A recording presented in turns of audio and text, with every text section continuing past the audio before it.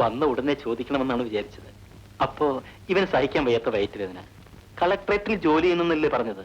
എന്തിനാ കള്ളം പറഞ്ഞത്? പരിചയമില്ലാത്ത പെൺകുട്ടികളെ പരിചയമുണ്ടെന്ന് ഭാവിച്ച് നിങ്ങൾ എന്തിനാ കളിയാക്കുന്നത്? അതിന് തിയേറ്ററിൽ വെച്ച് പകരം വീട്ടിയില്ലേ? അന്ന് നിങ്ങൾ എന്നെ കള്ളനാണെന്ന് പറഞ്ഞപ്പോ അവിടെ കൂടിയിരുന്ന ആളുകൾ എന്നെ നോക്കി നോട്ടം. അയ്യോ, അത് ഓർക്കുമ്പോൾ പോലും പേടിയാവുന്നു. പെണ്ണുങ്ങളെ കളിയാക്കുന്ന തൊഴിലാക്കി നടന്നാൽ ഇങ്ങനെ തിരിച്ചടി കിട്ടിയെന്നും വരും. ബാബു, ഈ വയറ്റുകാരൻ 2 ദിവസം കൊണ്ട് സുഖാവുമെന്ന് തോന്നുന്നില്ല.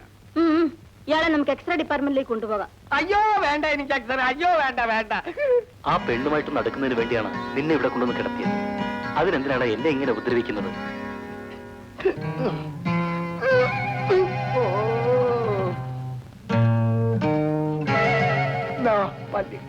ഇപ്പൊ മനസ്സിലായോ?